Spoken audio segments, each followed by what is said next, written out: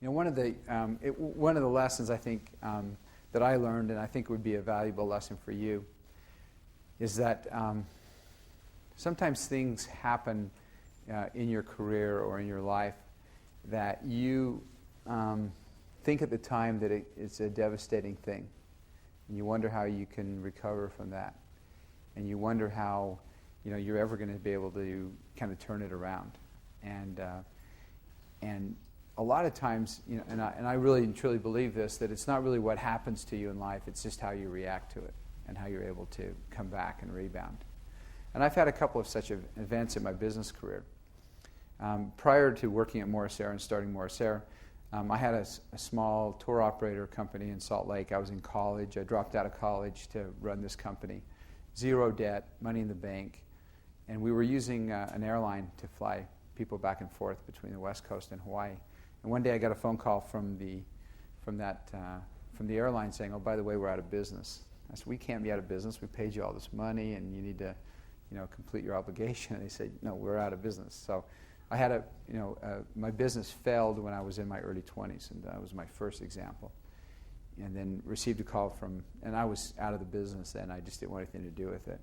So received a call from June Morris, and she said, "Hey, come work for us and help us do this." And I said, "No, I hate this business." And she convinced me finally that it was something to do. And so, that really small beginnings, Morris Air. And Morris Air grew and prospered, and we sold that company to Southwest for $130 million. And I was the second largest shareholder at the time.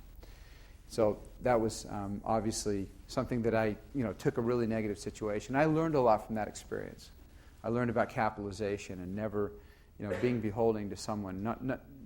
Never again would I let an external event affect me that I would go out of business because of one action of one company. And so I've really kept that in mind. And then the second thing was I started this company, and it was great, and I was the second largest shareholder. And by the time we sold the company, and we had a certain percentage of the company was owned by venture capitalists, and they didn't want to sell the company. And I said, "Okay, well, what is it you think is fair? You invested $15 million a year ago. What's a fair amount? Because you're owed about 24, 25 million based on what your ownership is versus, what the take is." And they said, "Well, we want at least 2.5x." And I said, "Okay, that would tell me what the figure is." And they said, "Well, 42.5 million." And I said, "Okay, 42.5 million. If you think that's fair, the Morrises and I will still split $90 million after then we take care of the management team." And I personally had $25 million, and I was 32 years old. So that was a fair thing. And so I was on, started my company, got the money, going to work for Southwest. Everything's wonderful. And within 5 months, I was being, terminated at Southwest. That, you just don't fit in here, and it's just not going to work. And I was driving them crazy, and they were driving me crazy. And I was like, I had all this money. I was completely miserable. I sold my little baby. I thought things were going to be different. And I had signed a 5-year non-compete that I couldn't compete in the U.S. domestic airline business for 5 years.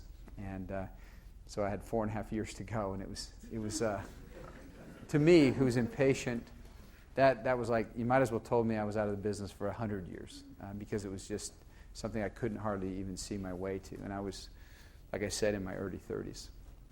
So it was during that period of time that I was able to really think about exactly what this new airline would be and start this technology company. And then I did some work up in Canada with WestJet and was very successful in helping found WestJet.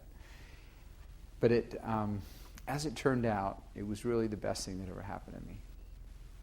It was the single best thing that ever happened is that, Herb had the foresight to say, "Look, it's not working here. This isn't good for you." And I said, well, about a year later, I said, "Well, how about this non-compete?" And he said, "Are you kidding me? We don't want you in the airline business. And you're the last person we want to see in the airline business." But it took time to really think about and develop the processes, to develop the technology, and think about the customer experience would be with JetBlue, and what kind of people we wanted to hire, and how this process of hiring would take place, and how we would train our people, and how we would compensate them, and how we would set expectations from day one, and how we would develop the values of the company, what those values would be. And it was a really valuable time for us to be able to spend that time during that 4.5-year non-compete. So that when that non-compete was over, and by the way, when it came time to raise money again, I went back to those investors that were at Morris-Air, knocked on the door, and I said, I want to do it again. And these investors, by the way, only had invested in one airline. And because they were investors in Morris-Air, the whole world thought, well, these guys are suckers. They'll go invest in airlines. So they got over 200 business plans from people wanting to start airlines.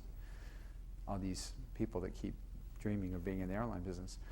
And they didn't invest in anyone. And when it came time, the repeat was there. It was time to do it again.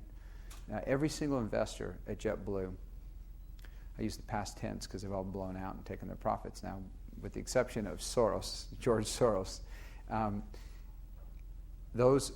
Every one of those people were at Morris-Air.